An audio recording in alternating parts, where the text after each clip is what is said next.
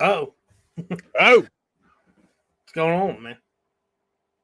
Thank y'all for being here. Well, no one's here. Thanks for nobody being here. Nobody. Yeah. Nobody.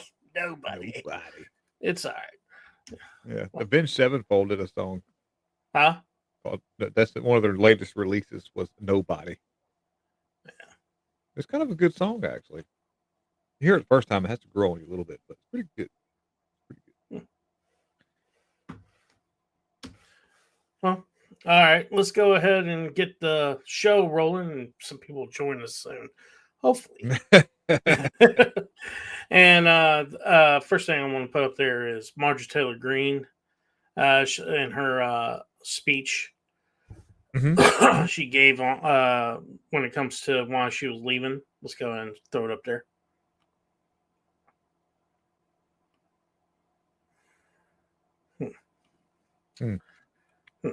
Okay. We've never done this before, guys. I've always represented the common American man and woman as a member of the House of Representatives, which is why I've always been despised in Washington, D.C., and just never fit in. Americans are used by the political industrial complex of both political parties, election cycle after election cycle, in order to elect whichever side can convince Americans to hate the other side more. And the results are always the same. No matter which way the political pendulum swings, Republican or Democrat, nothing ever gets better for the common American man or woman. The debt goes higher. Corporate and global interests remain Washington's sweethearts. American jobs continue to be replaced, whether it's by illegal labor or legal labor by visas or just shipped overseas. Small businesses continue to be swallowed by big corporations. Americans' hard-earned tax dollars always fund foreign wars, foreign aid, and foreign interest. And the spending power of the dollar continues to decline. The average American family can no longer survive on a single breadwinner's income, as both parents have to work in order to simply survive. And today, many in my children's generation feel hopeless for their future and don't think they will ever realize the American dream. And that breaks my heart. I ran for Congress in 2020 and have fought every single day believing that Make America Great Again meant America first.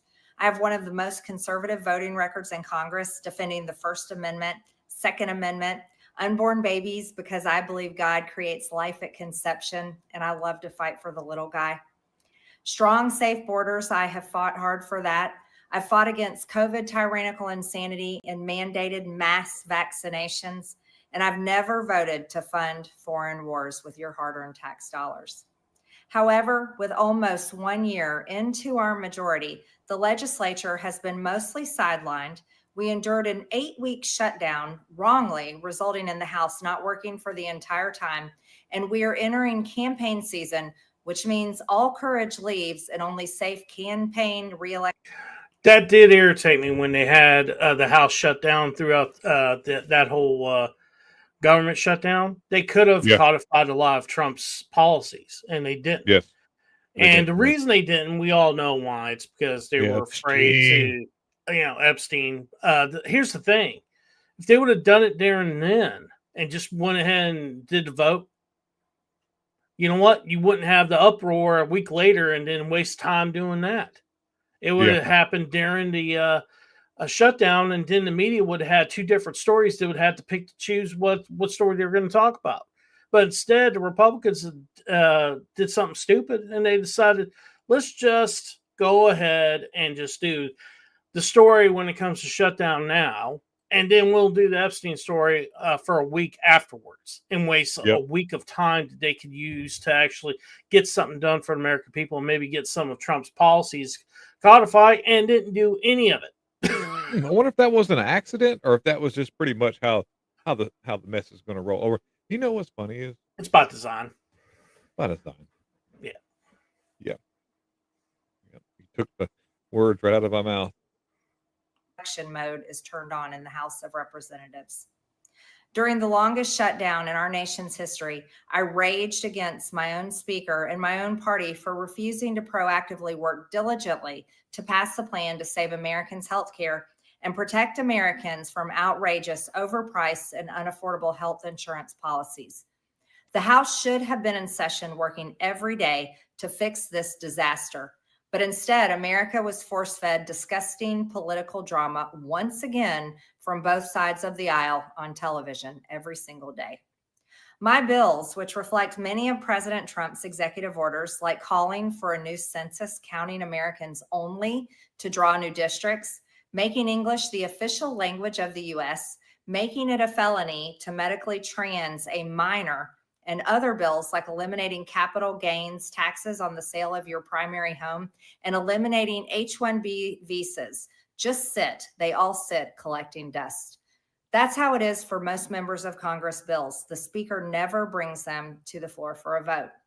Many common Americans are no longer easily convinced by paid political propaganda spokespersons and consultants on TV and paid shills on social media, obediently serving with cult-like conviction to force others to swallow the political party talking points. Because they know how much credit card debt they have, they know how much their bills have gone up over the past 5 years. They actually do their own grocery shopping and know food costs too much. Their rent has increasingly gone up and up. They have been outbid by corporate asset managers too many times when they put in an offer to buy a house. They have been laid off after being forced to train their visa holding replacement. The college degree they were told to earn only left them in debt with no big six-figure salary. They see more homeless people than ever on their own community streets. They can't afford health insurance or practically any insurance, and they just aren't stupid. These are the people I represent and love because that is who all of my family and friends are, common Americans. I've been blessed to represent the 14th District of Georgia for 5 years. The district is filled with some of the most wonderful, kind-hearted, God-fearing, patriotic, hardworking people you will ever meet. Good, regular, common Americans. I've worked hard to bring taxpayer dollars back home to help district needs. I impeached Biden's Secretary of Homeland after watching my constituents die as he facilitated dangerous open border invasion into America.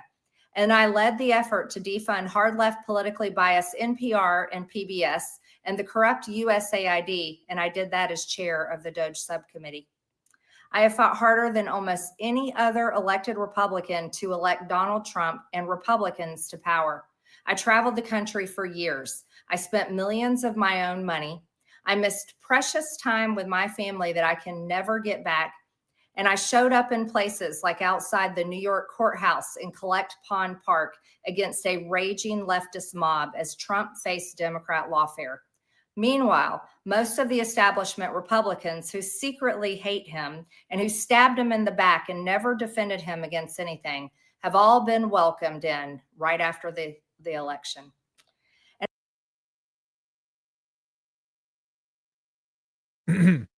Matt's trying to speak, but he's got. Yeah. She's right about that. There's a lot of Never Trumpers in her, in his cabinet now. You know, that wouldn't have voted for him in 2016 or 2020, and finally did in 2024 because the options were limited between him and, Kamala Harris. And, you also got people like Ben Shapiro and others that wouldn't vote for him in 2016 or even 2020. So all of a sudden they're MAGA, and I'm trying to understand how that is and how that could be. It's a very good question. And I will never forget the day I had to leave my mother's side as my father had brain surgery to remove cancerous tumors in order to fly to Washington, D.C. to defend President Trump and vote no against the Democrats' second impeachment in 2021. My poor father and my poor mother, it was way too much for all of us. Through it all, I never changed or went back on my campaign promises and only disagreed in a few areas, like my stance against H-1Bs replacing American jobs, AI state moratoriums, debt for life 50-year mortgage scams, standing strongly against all involvement in foreign wars, and demanding the release of the Epstein files. Other than that, my voting record has been solidly with my party and the president. Loyalty should be a two-way street, and we should be able to vote our conscience and represent our district's interests because our job title is literally representative. America first should mean America first and only Americans first, with no other foreign country ever being attached to America first in our halls of government. Standing up for American women who were raped at 14 years old, trafficked and used by rich, powerful men should not result in me being called a traitor and threatened by the President of the United States, whom I fought for.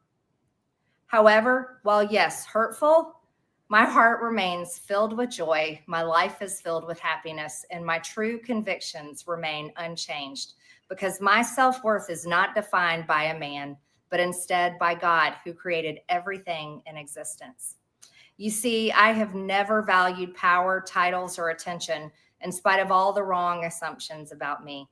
I do not cling. See, most people think this is happening because the rift between her and Trump is because she wanted to run for Senate or for governor. I don't know if that's the case or not. And the thing is, it's hard to determine who's telling the truth when it comes to that. She's saying that it has nothing to do with that. It has to do with her stance on, first, I think it began with the big, beautiful bill. Then when it went to Iran with what happened there. And then, then Epstein. Yeah, and then Trump doesn't. He does just doubles down on being an a-hole. Yeah, that's not cool. To those things because they are meaningless and empty traps that hold too many people in Washington. I believe in term limits and do not think Congress should be a lifelong career or an assisted living facility. My only goal and desire has ever been to hold the Republican Party accountable for the promises it makes to the American people and put America first. And I have fought against Democrats' damaging policies like the Green New Deal, wide open, deadly, unsafe border policies, and the trans agenda on children and against women.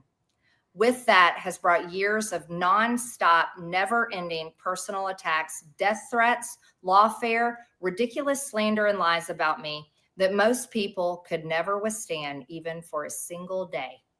It has been unfair and wrong, not only to me, but especially to my family, but it's been wrong to my district as well. I have too much self-respect and dignity. I love my family way too much, and I do not want my sweet district to have to endure a hurtful and hateful primary against me by the president that we all fought for, only to fight and win my election while Republicans will likely lose the midterms, and in turn be expected to defend the president against impeachment after he hatefully dumped tens of millions of dollars against me and tried to destroy me. It's all so absurd and completely unserious. I refuse to be a battered wife, hoping it all goes away and gets better. If I am cast aside by the president and the MAGA political machine and replaced by neocons, big pharma, big tech, military-industrial war complex, foreign leaders, and the elite donor class that can never, ever relate to real Americans, then many common Americans have been cast aside and replaced as well. There is no plan to save the world or a 4D chess game being played. When common American people realize and understand that the political industrial complex of both parties is ripping this country apart, that not one elected leader like me is able to stop Washington's machine from gradually destroying our country. And instead, the reality is that they, common Americans, the people, possess the real power over Washington, then I'll be here by their side to rebuild it. Until then, I'm going back to the people that I love, to live my life to the fullest as I always have, and I look forward to a new path ahead. I'll be resigning from office with my last day being January 5th, 2026. And I look forward to seeing many of you again sometime in the future. May God bless you all, and may God bless America. Well, I agree with dumpling. I can't see dumpling gauze. Yeah. And there was the Gateway pundit's been actually running hit pieces on her, kind of. I know. I've been seeing them. Yeah. And I'm like, dude. Actually, I got some rebuttals on that. I've been doing some investigations on my own. But first, I want to go ahead and bring up this video of Trump, what he had to say today about. So before you do that video, I might get ahead of your. But they're going to talk junk that she's going to resign after she's able to qualify for the federal pension. And exactly. Are you going? So we're upset that she's going to do that, but it's okay. Hunter Biden laptop, no big deal. Just I hope we talk a little bit about Todd Blanche. No big deal, Just we'll get to it if we get time. But here's this video. Are you willing to forgive Congresswoman Taylor Greene? Forgive for what? No, I just disagreed with her philosophy.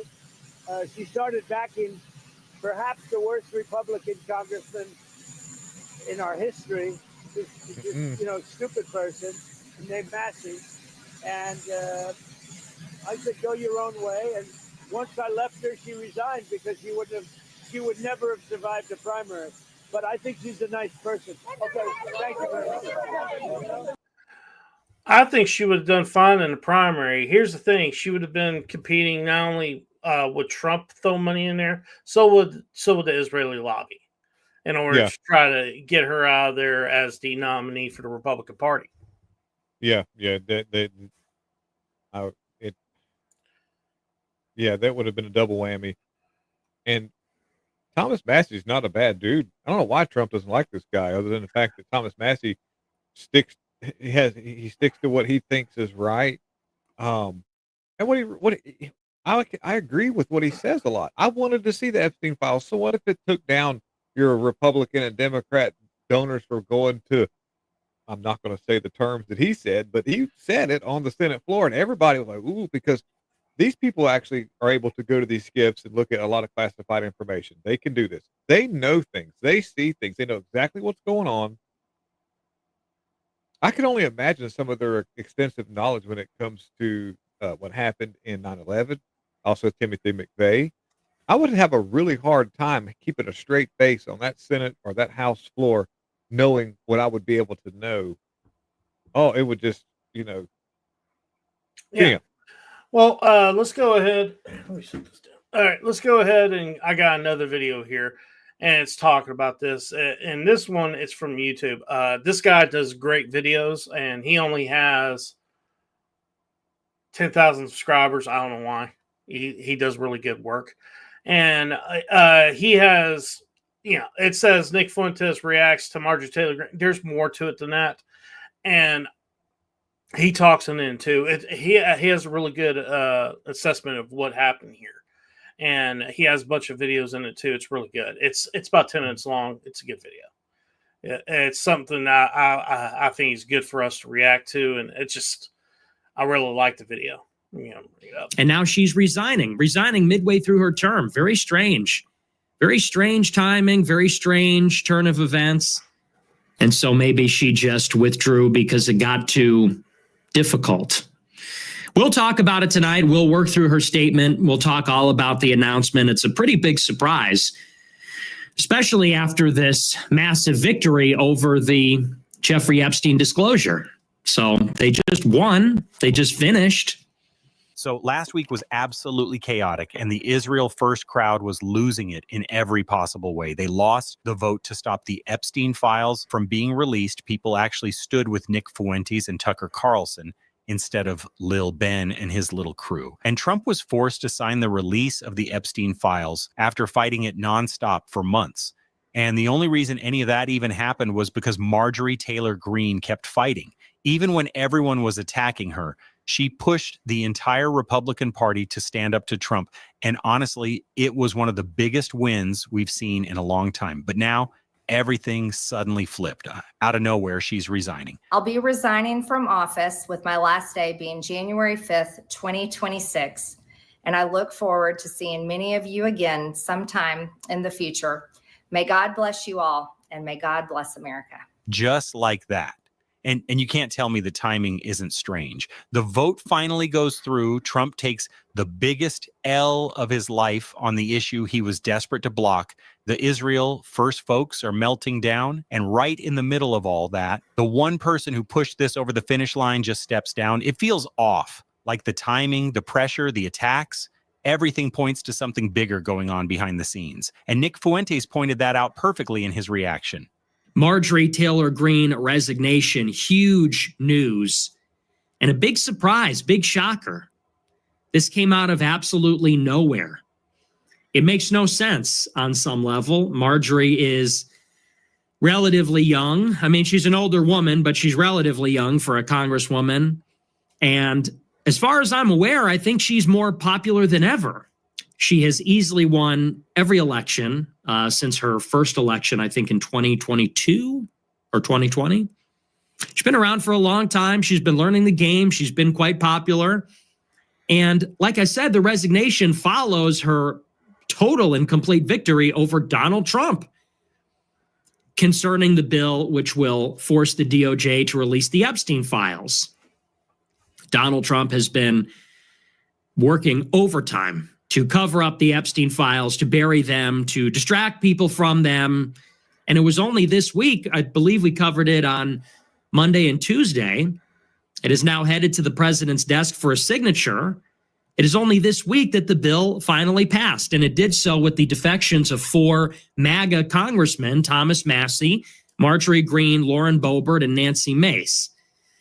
This was the latest and arguably the most intense conflict between Marjorie Greene and President Trump to date. It seemed that, considering that Marjorie Greene has been one of Trump's closest friends and staunchest allies in Congress, one of the most conservative members of Congress, and in fairness, the areas where Marjorie has broken with the president, these are areas where the president has broken with the people.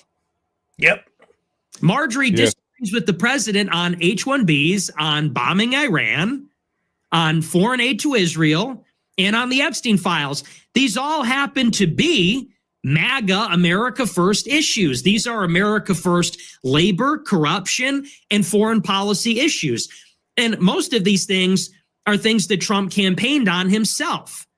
Perhaps not specifically H-1Bs, but Trump did campaign on not starting new wars, on an America First foreign policy, and on releasing the Epstein files.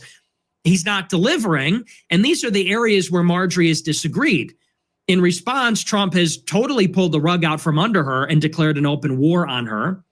Marjorie retaliated against the president. She replied, and she said that because of the statement, she's been getting death threats. She says that people are threatening her, harassing her, doxing her. She's in fear for her life. And Trump has totally dismissed that. Now, the big news came today on Friday. So you want to respond to the comments real quick? Oh, dude, who thinks Helen Keller all the way? Rosa Parks was a grifter. All right, here you go. And why do I have half of? That is not half is only what you want it to perceive to be. You know, your perception of half could be actually whole, but you just don't understand the whole thing, and that's fine because that's only half the picture. Fair enough. All right, good deal. Roll with it. I'm all ears. That she is resigning. And she talked in her resignation message about this conflict. She talked about how she's frustrated with the lack of change or willingness to change in Washington. She wrote about how she is disappointed and saddened about the conflict with the president. She also writes about the pressure she's under and the danger. Reporters actually confronted Trump about her saying her life was in danger. And this is how he completely dismissed it. Her life could be in danger because of the rhetoric. Her life is in danger? Who's that? Marjorie Taylor Greene, she says. Marjorie Taylor Greene. I don't think her life is in danger. Frankly, I don't think anybody cares about her. Okay. Just a couple of days before she resigned, she actually fired back at Trump after he called her a traitor. She hit him back hard. I was called a traitor by a man that I fought for 6 years for. And I gave him my loyalty for free. I won my first election without his endorsement, beating 8 men in a primary. And I've never owed him anything, but I fought for him for the policies and for America first. And he called me a traitor for standing with these women and refusing to take my name off the discharge petition. Let me tell you what a traitor is. A traitor is an American that serves foreign countries and themselves. A patriot. Oh, that's fighting words. I like it. Yeah. Like it. Like a lot. Is an American that serves the United States of America and Americans like the women standing behind me. The news story about it, it says, quote, Representative Marjorie Taylor Greene, the hard-right Georgia Republican, said on Friday night that she would resign from Congress in January, an announcement that came days after President Trump branded her a traitor for breaking with him and helping to force a vote to compel the Justice Department to release its files related to Jeffrey Epstein. Ms. Greene, who was elected in 2020 and positioned herself as a diehard Trump supporter until a series of ruptures with the president on a variety of issues, made the abrupt announcement in a video and statement she posted online, filmed from her home in Georgia, with her Christmas tree on display behind her. Important detail there. She said, quote, loyalty should be a two-way street. We should be able to vote our conscience and represent our district's interest. She said that she had been cast aside by MAGA Inc. It was indicative that many common Americans had been cast aside and replaced as well. Exactly. In a phone interview with an ABC reporter, Mr. Trump called her plans great news for the country. The Israel First crowd are already celebrating her resignation like it's some kind of political victory. Randy Fine jumped online the second the news dropped and tweeted, "One anti-Semite down, one to go," which pretty much shows the mindset they're operating from. And the reason they're celebrating is the same reason so many people found her presence important in the first place. By the way, someone said that he need to go back to Israel. Yep. Yeah. Oh, wow. My wife, I can't find your channel on YouTube. It's, spelt the way it's spelled. But anyway. Oh, I'm kind of retarded. But no, dude. So I did a video a few weeks ago of when Netanyahu came into town and he walks down through the Senate floor, House floor, whatever that building was. And every damn Republican stood up and clapped and cheered and wanted to, it's like Netanyahu could have threw a pair of his underwear out there in the crowd. They'd have been like, "Oh my God." It was like, what the hell? And so I'm telling you what, man, that Israel money be just getting it done. And I'm not going to make it about Israel. All I'm saying is something's weird. Something is very, very strange. Anyways, go ahead. Sorry. When he says one to go, he's talking about Thomas Massie. Of course, anyone who actually prioritizes the American people is a huge threat to them. Just watch this video of him exposing them over the Epstein files, and you'll instantly understand why they want him gone too. If you're a party to that in the Senate, you are part of this cover-up that we are trying to expose. I am sorry if one of your billionaire donors is going to get embarrassed because he went to Rape Island. That is what they have coming. In fact, they need to be on the other side of bars, a lot of them. Some of them will be embarrassed, but some of them need to go to prison, and the survivors know that. So how will we know if this bill has been successful? We will know when there are men, rich men in handcuffs being perp-walked to the jail. And until then, this is still a cover-up. And here he tells us exactly why Trump was pushing so hard to keep those files out of public view in the first place. It's that simple. Why do you think he is working so hard not to get them released for so many months? What do you think the real reason is? These files implicate billionaires and friends of his and political donors that he's trying to protect. And Epstein also had close ties to our own intelligence agencies and Israel's intelligence agencies. That's why there's so much effort in trying to stop this. And I do believe they'll try to stop it somewhere else. and that's going to backfire on them too. So the president. And here's Nick defending Thomas Massey and calling out Ben Shapiro and the rest of that crowd for their hypocrisy, pretending to be MAGA while doing everything that goes against the movement. All of the plan trusters, all of these dipshits did nothing but attack Massey, undermine and criticize Tucker and Marjorie, while all of them were building up power on behalf of America First. Yeah. We have to remember who those people were. Who criticized Thomas Massey? Do you feel in charge? Thomas Massey got the Epstein files released. They brought attention to this issue, which is, this is maybe the most damning idea in politics today, which is that an Israeli spy with connections to the Israelis, to the MAGA group, to this Trump administration through Les Wexner. Les Wexner runs Ohio. Vance, if I'm not mistaken, got money from Les Wexner, as did Epstein, his business associate. Epstein, whose only remaining money in his estate is managed by Peter Thiel's venture capital firm. Who compelled the release of the files? Wasn't Trump, wasn't Vance, wasn't Charlie Kirk, wasn't all these sucking MAGA influencers, wasn't any of them. It was Thomas Massey. It was Tucker Carlson. It was Marjorie Taylor Greene. It was Lauren Boebert, Nancy Mace, that they all make fun of, that they all have contempt for. Don't listen to them. It's us versus them. It's us versus the party. And the party needs to be punched in the fucking face. And that's what happened here. Well, I just hope they can't break Thomas Massey too. The pressure on him is insane right now. And he's one of the very few actually standing up. Anyway, make sure to subscribe to our channel for more. Yeah, well, good thing Thomas Massey doesn't really care about, he has no F's to give. Yeah. That's out the window for him. He don't give a shit. Yeah.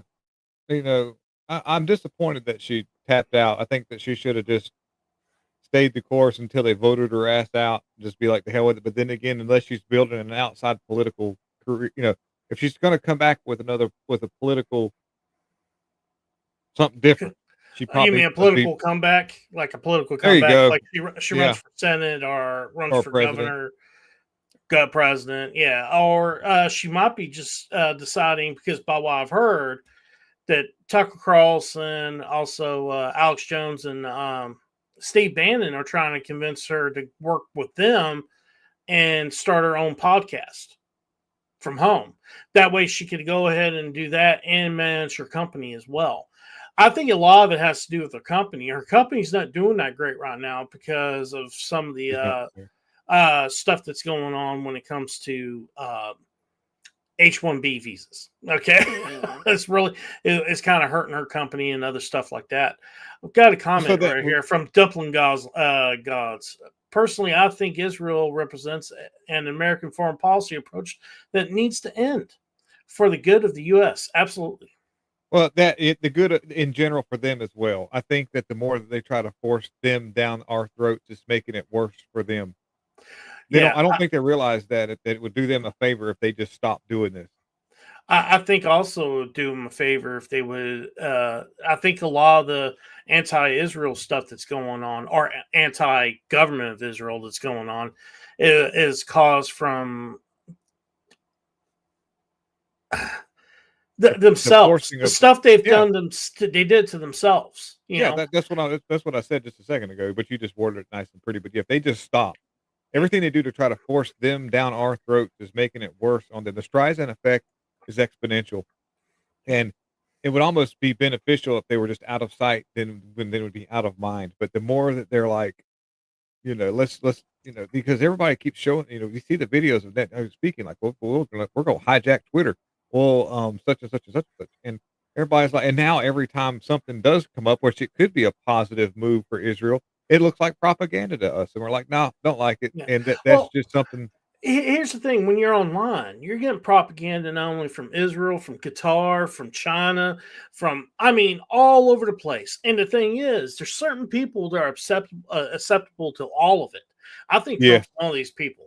He's I think so too. Don't get me wrong. I like Trump, but the thing is, he seems to be susceptible to a lot of this programming you're seeing online when it comes from these different countries. And I think it's just, I think there's problems there, is what I'm saying. There's some serious problems. But I want to get into the part where she supposedly, the hit pieces that we've seen. Now, one of them is she's supposedly insider a traitor. The thing is, if you look into her wealth, when she first got into Congress, she was worth about $700,000. And the reason is because the company that she's a part of, is her father's company. Okay. Well, her father passed away in 2021 or 2022, something like that. She actually left when he was getting surgery to go back to DC to go and vote, make sure Trump would get impeached. For being impeached, yeah. And he passed away when she did. Mm-hmm. So she missed her father's death because she had to go to DC and vote for that. And I'm sure that probably weighs on her a bit. The other thing also, when it comes to her, they're saying she's worth in between 24 and $25 million. Well, guess how much that company is worth? $25 million. Mm-hmm. But she only has 50% of it. Now, the company's gone up a little bit when it comes to the worth of it. But, whenever in 2023, she was worth $11 million. She doubled an estimate of $22 million. The beginning of 2025, she increased by $3 million by the fall of 2025. Now, the stocks she's a part of, the biggest one is actually Trump Media Group, a technical group. Okay. She has a large stock portfolio in that. And the reason that's actually went up is because Trump became president. And also they have done stuff like done some mergers with another company, as well as did some. So in other words, she's not riding the system. No, but she does have stocks in Tesla. Let me look at this. Hold on. Now I'll name them because I want to be forthright with you guys and tell you what she does, other stuff she has stocks in. Well, what would be indicative is how well she's doing with these stocks. Is she getting your normal 10%? Her portfolio in stocks are $3.2 million. Well, anyway, her return is like how because what was it? Pelosi was 17,000% increase. So you're seeing 10 and 20% increase. You're doing pretty good. That's about right. But when you start seeing stuff in the hundreds and thousands, you're like, wait a minute, somebody's telling you something. Yeah. Yeah. Okay, I'm missing something. Sorry, it takes me a minute. I have to take a minute to find it. Okay, here you go. The company she's invested in is Amazon, Apple, Dell, Nike, and Palantir. And ones I'm invested in. The thing is, what they're mad about is supposed she got invested into those companies 90 days before the tariff pause happened, right? When the tariff pause happened, you had stocks go up, right? Yeah. And here's the thing. She actually has someone that has control over that stock portfolio, supposedly. And that guy's like this, look, I'm the one that makes the decisions on it, not her. Yeah. So. And what people don't realize is that Federal Trade Commission is pretty tight, especially if you're a conservative. You're not going to get a gimme like a Pelosi. So you probably need to do things kind of legitimate. It's okay to do everything as long as you're not a conservative. Well, here's the thing. There's no law that prevents them from actually doing messing with their portfolio on their own. And what needs to happen is there needs to be laws that actually prevent that stuff from happening. They shouldn't have control over their portfolios when it comes to stock trading. Yeah. The thing is, she has let someone else get control of that, supposedly. And he came out and said something in a article.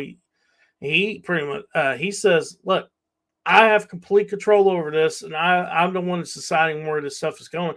She also has made money off of a CrossFit gym in Georgia. She flipped that, and now it's the most popular gym in Georgia. She's also has a lot of money invested in her own company as well, and that stock's going up. So I think people saying that she's into stock trading is complete bullshit. Yeah. That's my opinion. Right.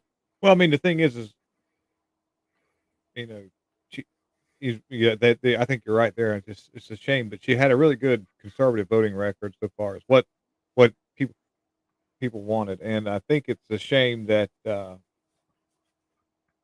it's almost like we're watching. You know how the Democrats watch the Democrat Party just up and leave them and become some kind of crazy extreme group. We're watching the MAGA movement do the exact same thing. I don't think I don't think they're going to extremes. I think they're going back to the way they were before Trump. Well, the what do you call it? The business as usual, the establishment, which is actually that's been harmful to the umpteenth degree to this country and our sovereignty because Republicans like Lindsey Graham signing in the the Patriot Act and they get pissed off because whoops, you just got Patriot Act and now all of a sudden do something about it. You're moving into that direction, and that's regardless if it's the Republican Party, we don't want that. We want a political party that represents Americans and people who want to live an American way of life. And that's, what I mean by that is, people that come from this country and then migrate legally, they want the America that they want to go to. They don't want what the establishment is trying to do. That's just, then the extreme, and the Democrats weren't that bad back in the 90s. You could actually, they would work somewhat together. I mean, things were still headed in a really bad direction for globalism. Well, a perfect example is they weren't that bad. They signed Bill Clinton worked with Newt Gingrich to get work requirements for SNAP and other benefits like that. Right. And Trump does that with the big, beautiful bill. Democrats lose their mind. Oh, people are going to die on the streets. And oh my God, all the children ain't going to be able to eat. It's going to be like it's Africa without food. So on and so forth. Well, that is Africa. I mean, anyway, so South Africa. But like the thing about it is the worst case scenario by something like that happening is that you're not going to be able to afford to get your extensions. You're probably going to have to buy some. You have to use these for food. You can't trade your hair extension chick some food stamps. No, actually, no. If you look into it, it's pretty broad. They have to actually get a job. Not only that, if you're not a citizen, you can't get SNAP. That's good. That's what we need. Yeah, I know. But the point is that ain't what Democrats need, because Democrats need to use SNAP and other benefits to buy votes. That's what it's meant for. Yeah. It's meant to buy votes. What's funny is that, and I hope I can relay this properly, but for years we had illegal immigration where people came across the border illegally, and they most of the time just went to work and did some stuff that was pretty productive. And that was okay. We didn't have any problem with that on both sides of the aisle because it was fine. But then they decided that they would keep voting Democrat and get more Democrats in power because they realized that it would be forgiving to what they were doing. And then what happened was they elected a Joe Biden, whether or not it was legitimate or not. He got in office, opened the borders up, and now productive illegals that have been here for 30 years, not bothering anybody, just got blanketed into all the deportations and are pissed off. Well, that's what you get. You should have thought about that, because when they opened the border up, they screwed your grift up. And there was a lot of illegals here that are actually saying that they're really upset at the open borders because it's messing up their thing. And I'm like, yeah, that happened. Well, I don't think all of them are illegal, but some of them are here with visas, to work visas and stuff like that. Yeah. Let's see. I still haven't seen any proof of election fraud. Yeah. Well, who said that? What the hell? You're got to be some kind of like really. Don't worry about it. 64. We're happy to have you here. We're happy to have you. Yeah, here. We're happy to have you here. Please, but keep commenting. Let me just. Yes, please comment. You're good. You're good. But let me just go back and forth for a minute here. Nothing, and we welcome everybody. Anybody wants to disagree with us, that's fine. But all I can say is, are you running a Commodore 64 with a 300 baud modem and a fast load cartridge? Because I'm gonna tell you what, right now, I don't agree with you a bit about that. Do you guys have it? Wait a minute. Do we have it? Do you guys have it? Am I crazy? I don't have COVID. That ain't what he's asking. He's asking about the election fraud proof evidence. Well, I guess that depends on your eye of the beholder. I mean, if you just could actually see what was going on, all the investigations that were done independently, the signed affidavits that are supposed to count for something, considering the fact that if maybe one or two of them are lying, but the thousands, what we've seen in Michigan with pizza boxes. Yeah. Not only that, the election rolls they won't turn over to make sure there's no dead people or illegals or anything else on them. I'll say this right. Makes you wonder why. Where's your proof that they didn't manipulate that election? How about that? Well, see. Here's the thing: we're making the claim, so we're the ones that got to actually prove it. Nah, I can be. Now, here's the thing.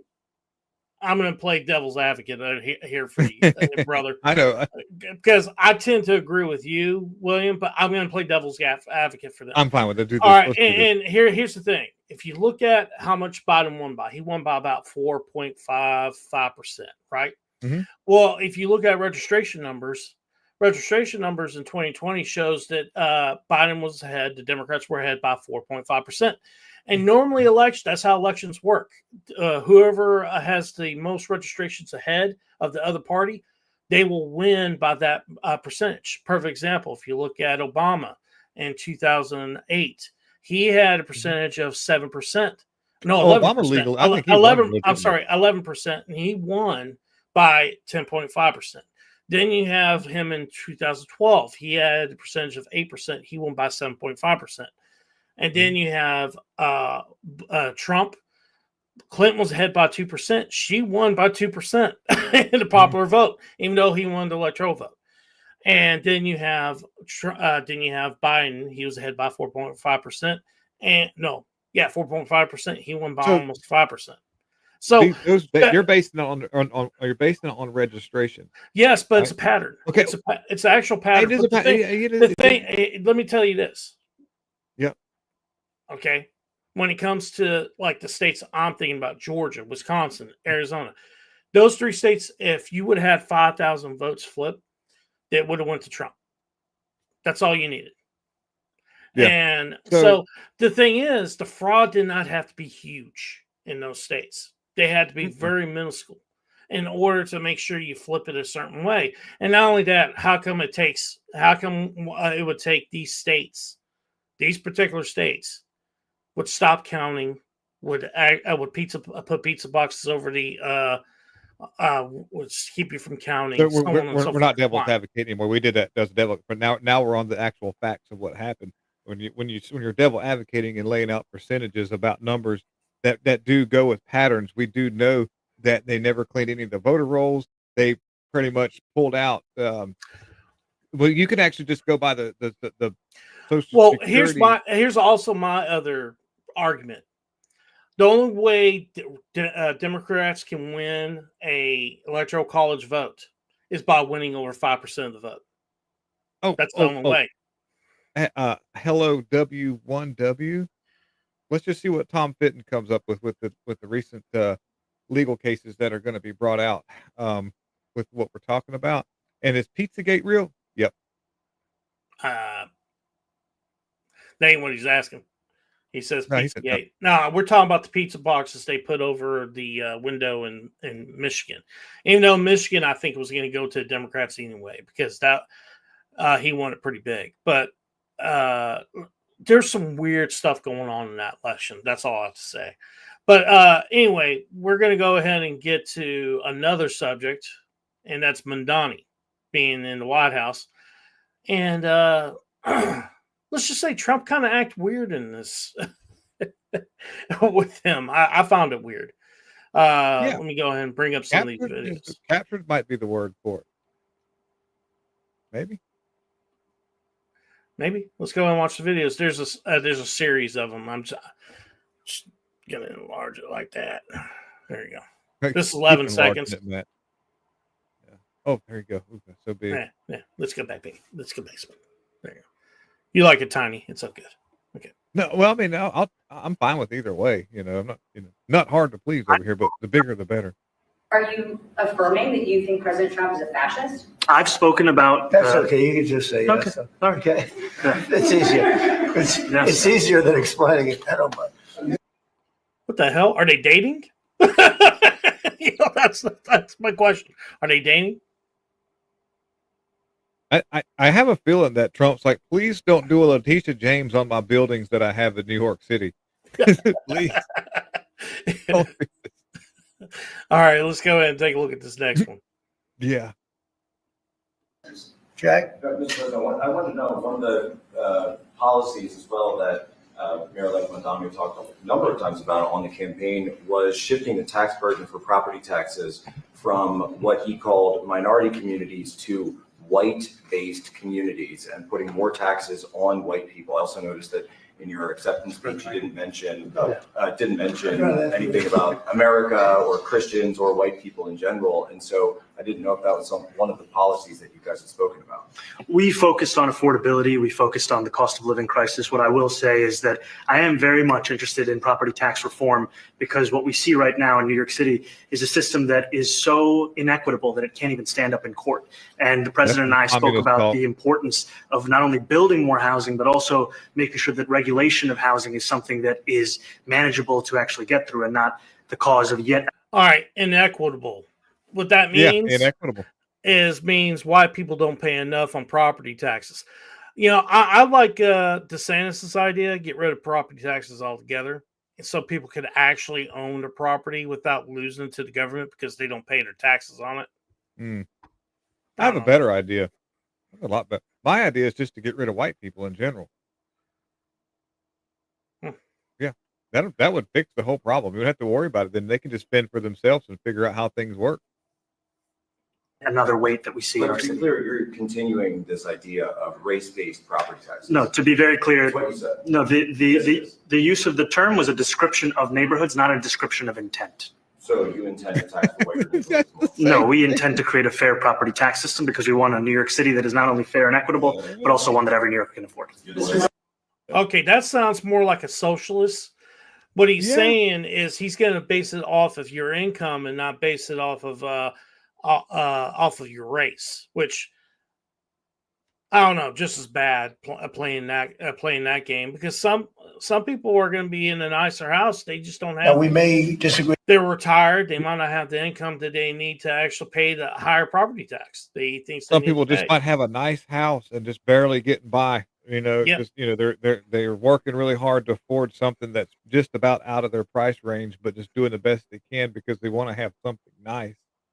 And the way that him and Trump are interacting, it looks almost like they have known each other longer than this first time meeting.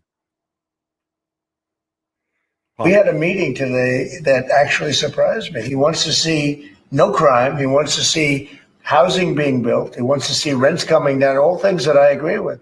Now, we may disagree how we get there. The rent coming down, I think one of the things I really gleaned very much today, he'd like to see him come down, ideally, by building a lot of additional housing. Yeah. That's the ultimate way. He agrees with that, and so do I. But if I read the newspapers and the stories, I don't hear that. But I heard him say it today, and I think that's a very positive step. No, I don't expect. I expect to be helping him, not hurting him. A big help, because I want New York City to be great. Look, I love New York City. It's where I come from. I spent a lot of years there. Now I'm right here. We took a big setback with the mayor that we had, named de Blasio. I thought it was a tremendous setback for the city. I think this mayor can do some things that are going to be really great. We had a meeting today that actually... If de Blasio is bad, what makes you think this guy's going to be any better? Well, like I say, he's Muslim, right? Well, him being Muslim, that's not the point I was going with. He's more socialist than de Blasio was. De Blasio was really far left anyway, but this guy's even further left than him. Well, I say this a lot. This is my new favorite word, but since Muslims have been brought to the table recently, showing what's going on in Dearborn and other places, the whole tactic of tequila, where they lie to you to your face and use very useful deception so that they can get their agenda hammer it home. just Trump aware of this, that, just because this man's got a smile on his face, he's a really smooth. I get ready for Mamdani's presidential run circa 2030. He can't run legally. Oh, so tell that to Obama. I'm waiting for a comment from you in the comment section.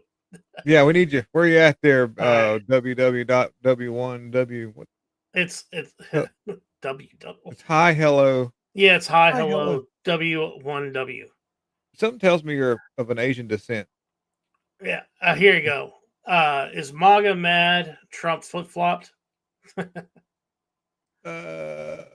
Yeah. Yeah. It would be like if Joe Biden all of a sudden closed the borders and then reformed healthcare and then took SNAP benefits away. I think you'd feel the same. He'd feel upset. Yeah, I agree with you, buddy. I agree with you, buddy, on that one. Obama, what? I agree with you.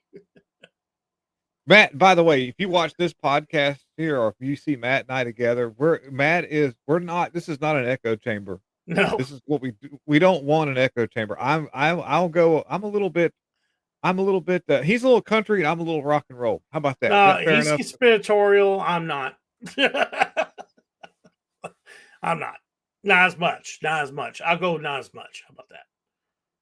Anyway, got another video here. But just days ago, you referred to President Trump as a despot who had betrayed the country. You said you'd be his worst nightmare and accused him of having a fascist agenda. Are you planning to retract any of these remarks in order to improve your relationship? I think both President Trump and I, we are very clear about our positions and our views. And what I really appreciate about the president is that the meeting that we had focused not on places of disagreement, which there are many, and also focused on the shared purpose that we have in serving New Yorkers. And frankly, that is something that could transform the lives of the 8.5 million people who are currently struggling under a cost of living crisis, with 1 in 4 living in poverty. And the meeting came back again and again to what it could look like to lift those New Yorkers out of struggle and start to deliver them a city that they could do more than just struggle to afford it, but actually start to live in it. And I've been called much worse than a despot, so it's not that insulting. Maybe I think he'll change his mind after we get to working together. Yes, please. But just days ago. I mean, where's the one where he calls him a fascist? Oh, I already played that. That was the first one I played. Oh, okay. We all realize that Trump is what is beneficial to Trump, right? Have we come to that conclusion yet, Matt? Are we still working?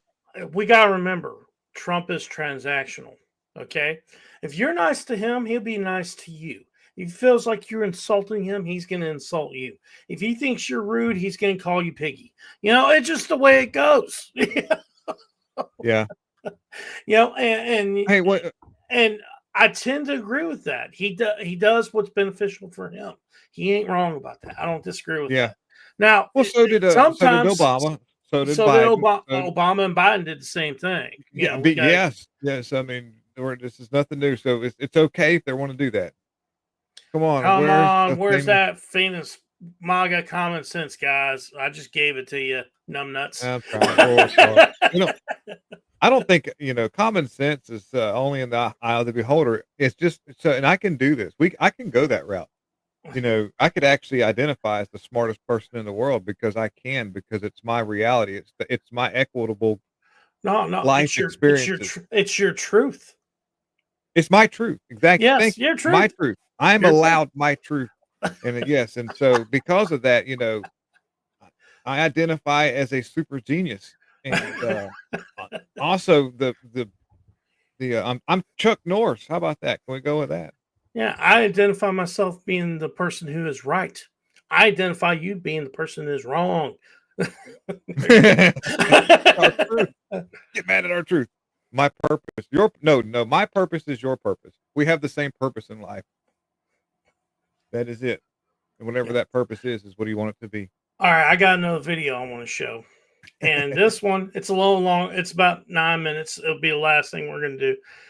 And I want to talk about Todd Blanche. This is going to be great. This will be great.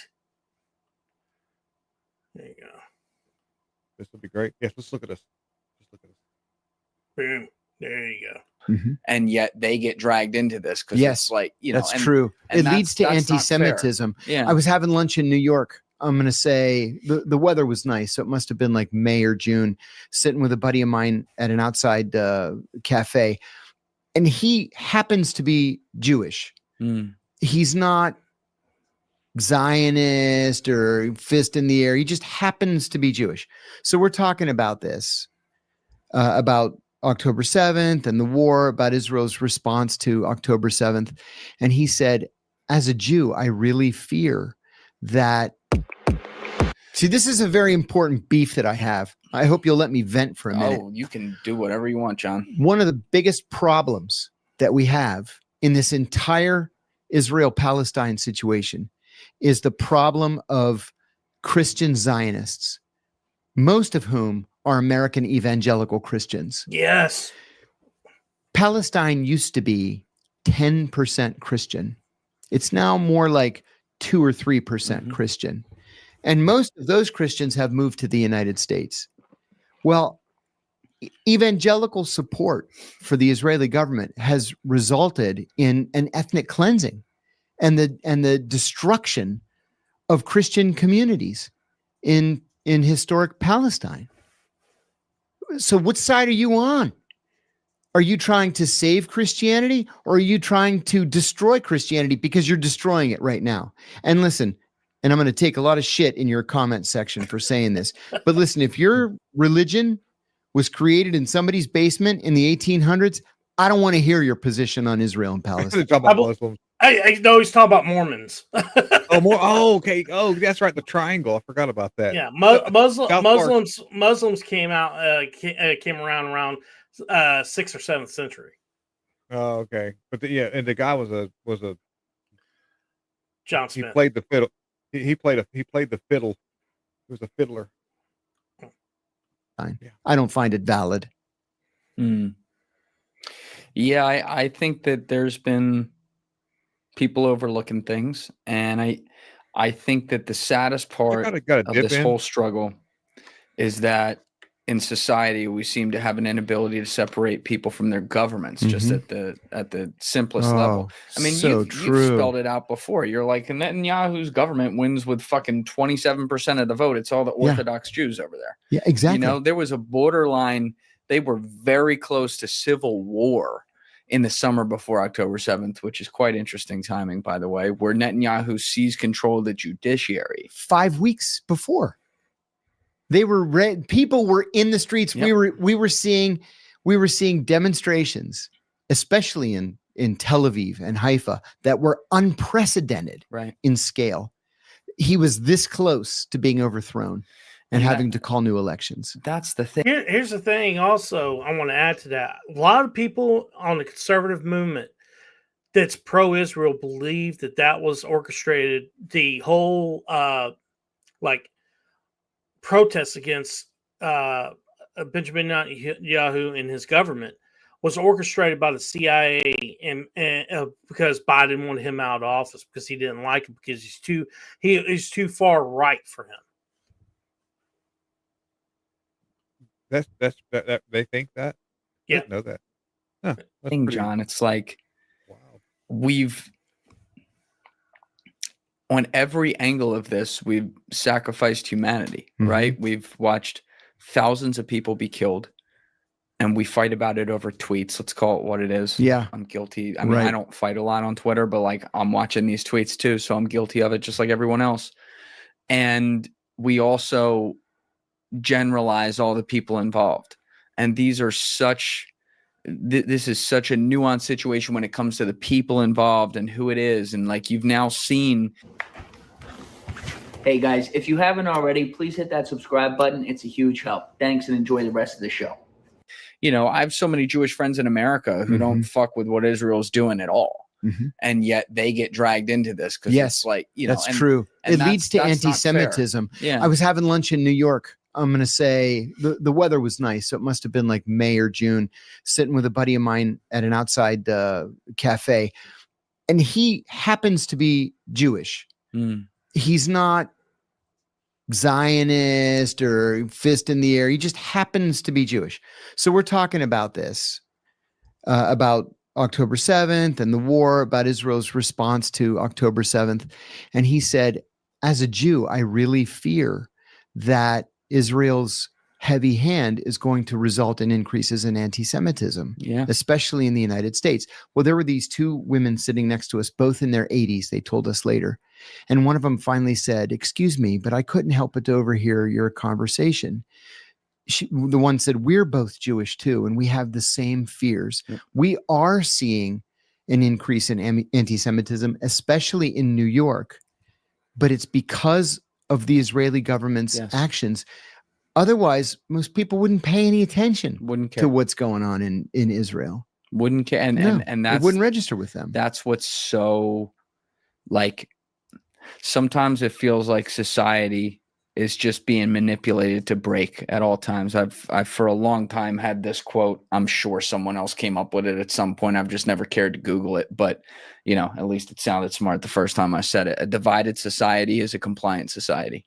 And when you can divide people on one or two really emotional issues, you know, 4 or 5 years ago, it was COVID and the fucking vaccine. And now it's Israel, Palestine. You can distract from everything else that you don't want them to know about or you don't want them to focus on. And it's like, you know, I talk with people who are very hardcore Zionists and I talk to people who are very hardcore anti-Zionist.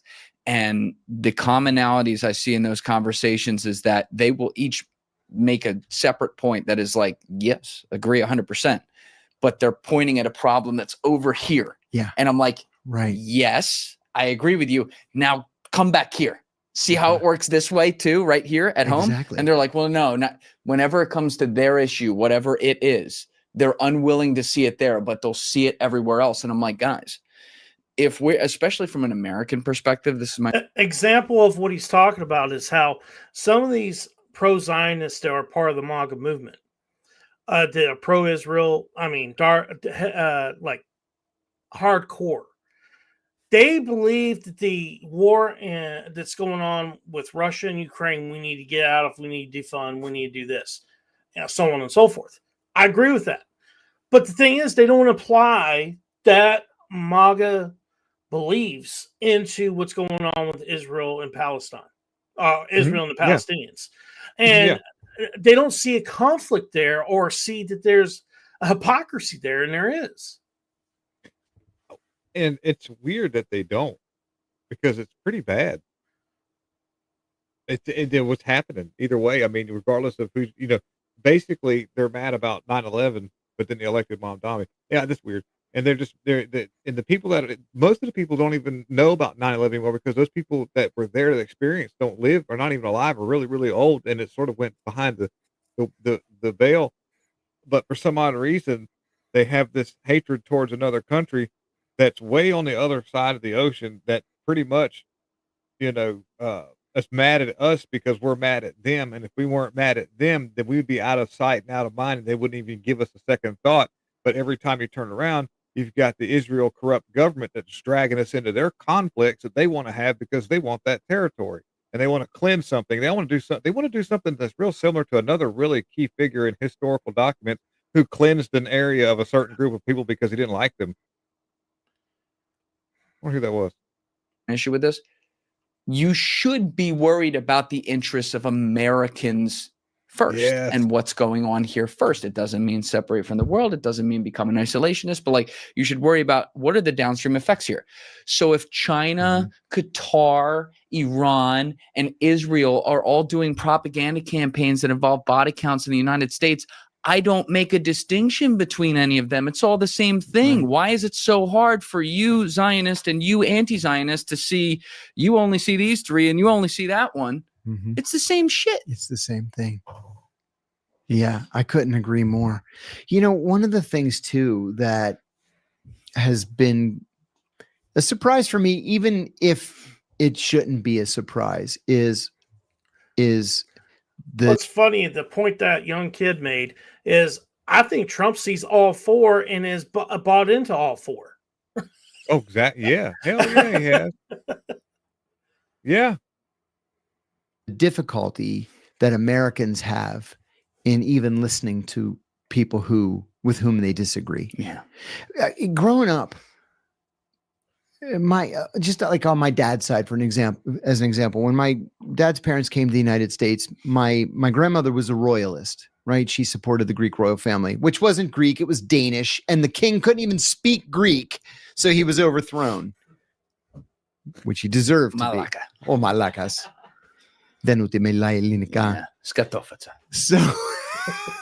So my grandfather was a Republican with a small r. He supported the establishment of the Hellenic Republic, and that's what the Greeks have now. Politically, they both somehow became Democrats. On my mom's side, my grandparents didn't give two shits about politics in Greece, and they became Republicans, and most of their kids were Republicans. My mom was a Democrat, but my uncles voted for Wallace in '68 very, very happily. And I remember and I won't even say it because it's a tough vote. It involves some not very nice words, but they voted for Wallace, my two uncles. And then I still remember being a little kid and seeing the Nixon Now buttons that they had on. So it just never occurred to me that there were people out there who wouldn't speak to other people just because they believe in one thing or don't believe in another. My best friends from high school, best friends. I mean, we're all in each other's weddings. We're godfathers to each other's kids.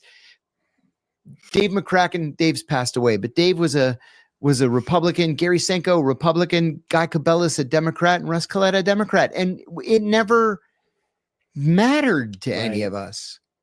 And I just don't, people say all the time, I can't believe you would go on Fox News. Why wouldn't I go on Fox News? I have a position on an issue like John Brennan. It happens to fit in with Fox News's editorial position, but maybe I can educate a Fox News viewer. Sure. If I go on tonight and I have my 20 seconds to speak my piece. Yeah, I think it's very deliberate from they don't want us to talk to one another. They don't want us to do it. Thank you guys for checking out this clip. If you haven't already subscribed, please subscribe and hit. So recently, that has been a thing. Used to, nobody really cared who was who. You could get in a room with everybody, and nobody was even worried about calling out a conservative or a Democrat or a Republican or an independent, because it just didn't cross our mind. And now you can see that there is a clear political divide that's been amplified, and you almost like however that came to be. I could list 100 ways, but that's relevant, and that is the thing, and that's a way of dividing a population so that they could be more concerned about that than what's happening. Well, it's easier to control the population. Yeah, that's what I'm saying. We're so worried about who's stupid Biden supporter, stupid this, that, and the other, and be focused on that, considering the fact that, hey, do you just realize that the president that we fought so hard for, so far as communist, and now our majority of something's falling all to pieces and everything. I see what you're saying. You want to talk about Todd Blatch? Yeah, well, yeah, I'm a little hey, can you do it on your own for a minute? I gotta go and do something real quick. Sure, Matt's got to go poop, guys. So yeah.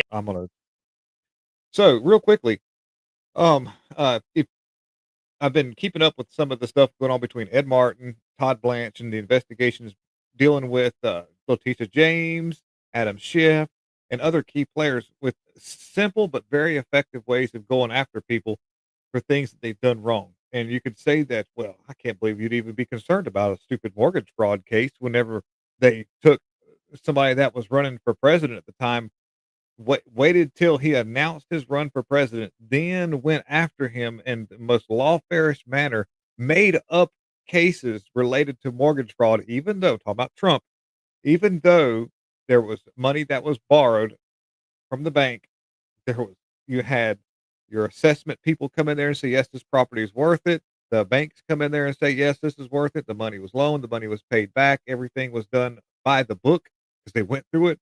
And then you had a rogue judge, Judge Ingram, who said, you know what? I think it's only worth this much. That was inflated. You inflated your assets to gain financial gain.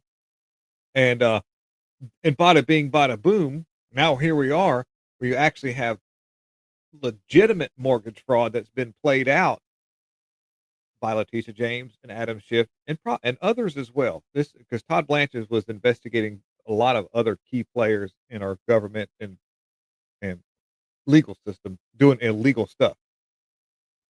Well, our Department of Justice right-hand man, Todd Blanche, who works underneath Pam Bondi, is now investigating Ed Martin. And that's not the first thing that Todd Blanche has done that's really questionable. You can say what you want about you could call it news, you can call whatever, but InfoWars, Alex Jones, however you feel about what happened in the legal case, the legal case between Alex Jones or InfoWars, to me, and if you look at how it was ran, was done in a very, very mobistic way. I'm going to use the word that doesn't exist, but by a default judgment, because the judge, by the way, this was all put on in a movie kind of made out of it, in a scripted, gave him a default judgment because they've asked for certain criteria of information that could not be brought to the table because it just didn't exist. And so the judge said, well, since you're not bringing me what I asked for, this is a default judgment. You owe $75 quadrillion. And it's more like it's a lot. It's in the billions. And so because of that, that means they're going to liquidate all of InfoWars assets because of default judgment. Well, Todd Blanche was looking into that because it looked like it was based on lawfare. Well, that case got taken down by not Todd Blanche, but investigators were. But Todd Blanche took that and squashed that and said, "You're not looking at it anymore. You're going to allow InfoWars to be fizzled out." This is also a pattern I'm seeing right now. Currently, Elijah Schaffer being sued for $5 million by Kash Patel's girlfriend because he just reshared a tweet, regardless if it was factual or not. He reshared a tweet. Next thing you know, because of his large platform and his voice and his ability to talk about things and get people educated on what's really going on between the United States and the corrupt Israel government, not Jewish people, because we like Jewish people. He's being sued for $5 million, and they want to seize all of his assets and shut down his ability to speak. And Todd Blanche is going and looking into people like Ed Martin and other people who's associated with Ed Martin through these real estate cases, these real estate fraud cases that could easily barrel roll into a RICO charge if properly investigated. The lady's last name is Bish. It's crazy. I can't remember her first name, but she's from California, and she's been talking about the mortgage fraud that's been going on with Adam Schiff since Biden was president. So this is not like it's a lawfare case to benefit Trump. She came to investigate to the DOJ that Biden had at the time and said, "Hey, we've got some issues with Adam Schiff, and it looks like some kind of mortgage fraud's going on." So this has been going on since then, but none of those people would do anything about it because it was Biden's DOJ. Well, now we had Ed Martin, and people looking at she came in there, brought evidence that's credible, and was going to bring more evidence, but then instead was asked and looked into about what Ed Martin was doing.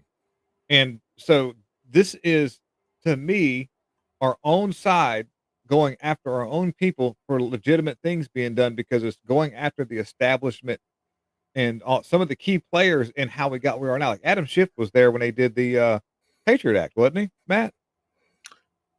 Adam Schiff during the Patriot Act? I don't think so. No, maybe not. But I just know Adam Schiff has been in there for a long time. He's signed a bunch of crap and he's an asshole. But no, he wasn't. He wasn't part of the yeah, Lindsey Graham was. But all I know is our own side treats our side. Matt said this. I'm just repeating what Matt said, but he's right when he said this. Treats our side worse than they do the Democrats that completely shit all over us. The Democrats will do lawfare. They will sue. They will get on the news and say really unfactual things to smear our side, and we do nothing.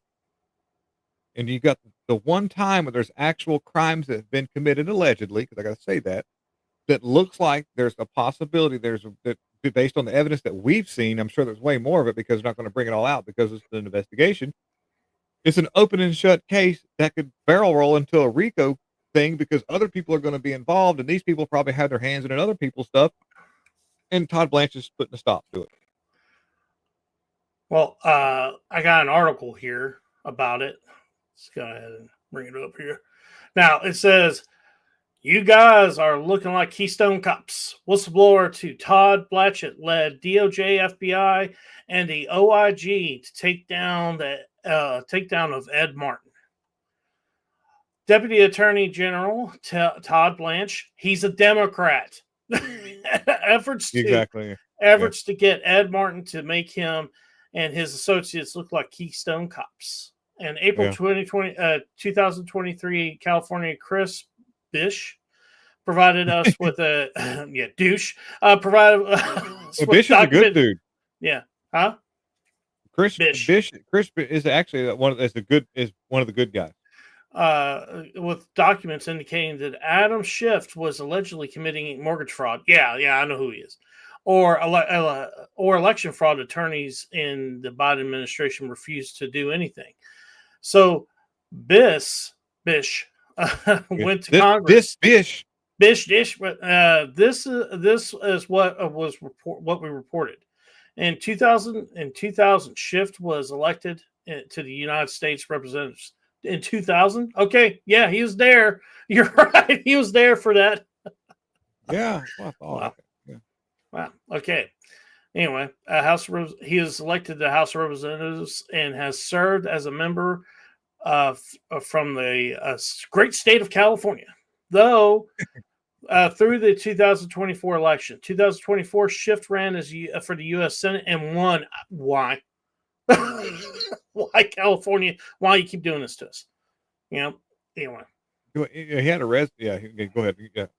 Schiff reportedly purchased a home in Maryland. Okay, yeah. I know all this story. What happened was, did you tell that story about the home itself? I didn't get to that, but I just know that I was explaining that this was information that was being talked about before Trump was even. This is why Biden. This is why it's not a political hit job. This is actual real life crap.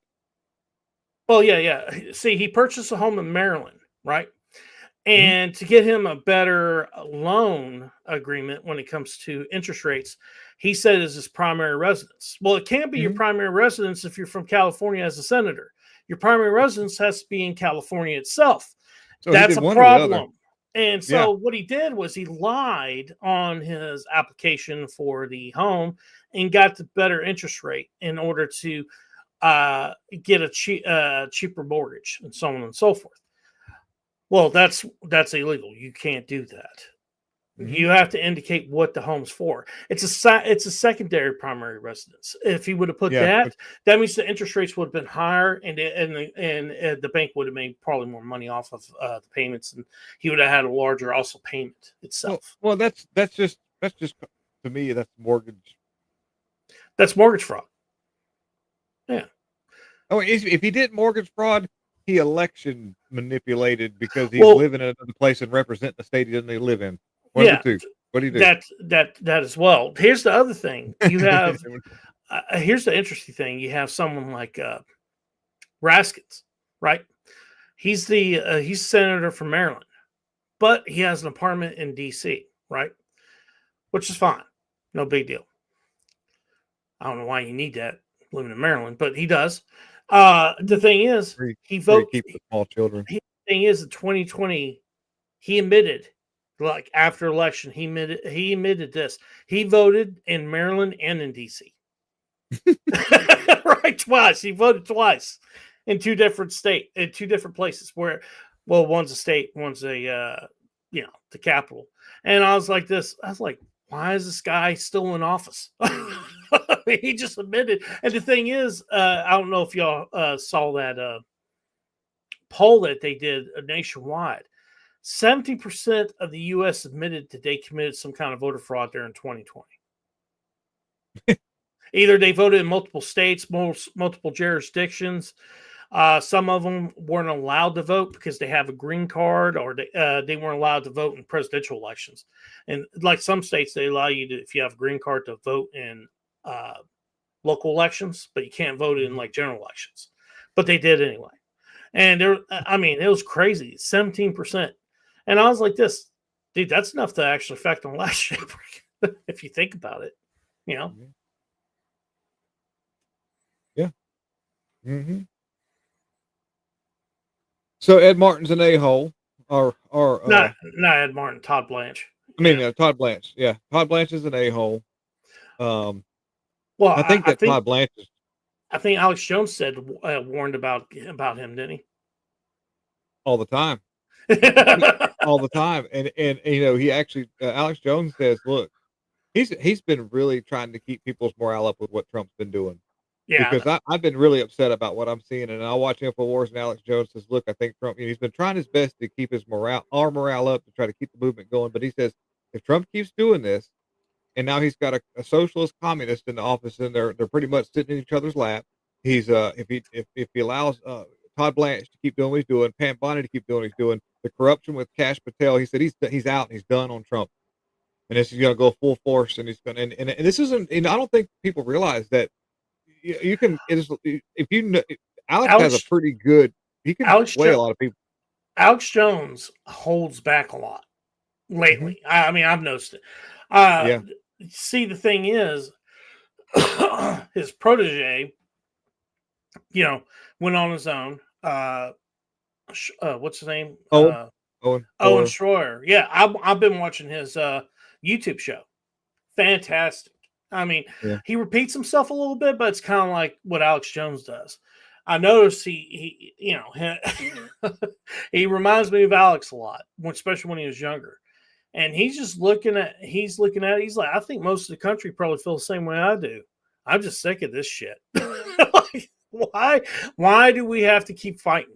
Why does the MAGA? Why do Republicans? Why does MAGA have to keep fighting with each other?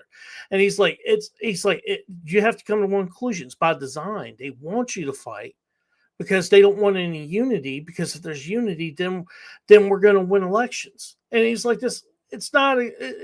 And I completely agree with this. I agree with him on that. He's like, it's designed by, he's like, you can name any country you want: China, Israel, Qatar, all these countries people keep on saying you're getting paid by.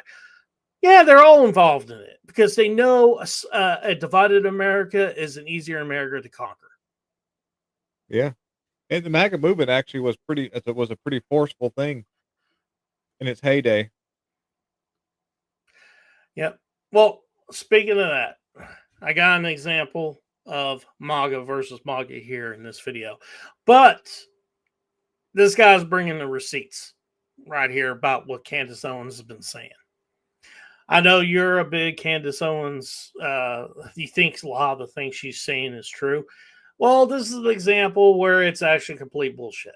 So let's go ahead and take a look at this video. His name is Older Millennial. He has a YouTube channel. He also is on what is it? TikTok. He's on TikTok. He's all over the place. But he does some good commentary. Does a lot of cussing, but he's really good. Let me go ahead and bring it up. It's a real short video too.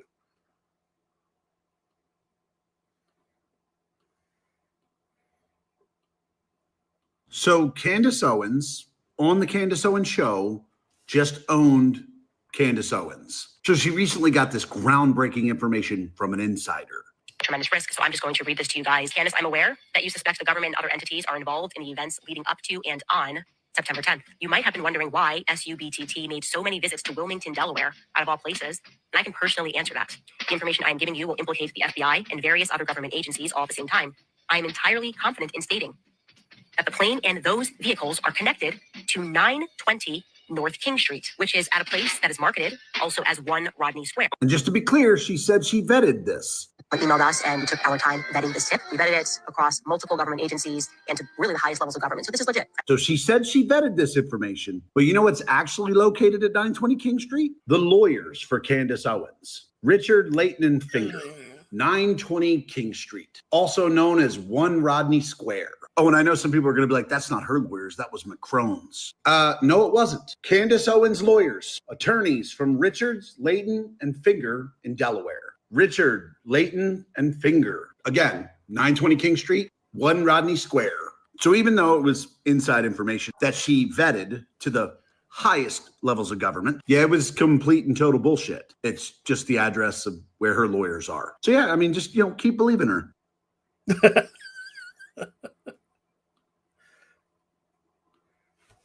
Just saying. What I'm saying is a lot of the stuff we're seeing that's dividing people is all about clicks. Just keeping it real. Damn algorithms. This is an example of it. And you know, the thing is there's a lot more of it if you just have to do your research and look into it. But you know, you got anything else you want to talk about? Hey, Trump, quit having communist people and like what's that other guy that Al Qaeda leader? Stop that. Please stop. Oh, the guy from Syria. Yeah. Well, yeah, I agree with you. But yeah, we're gonna go ahead and end the show. We really appreciate you guys. Please hit that like button, comment, and share this out to everybody. And I pray. I'm a Christian guy. I pray that we can pull this together and we can do something positive for this world. That's all. I want that.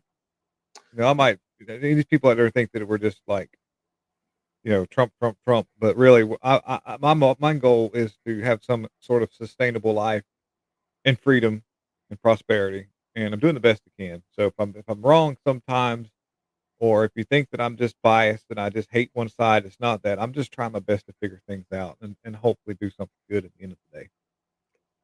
All right, we'll talk to you later. Peace. Thank you, guys.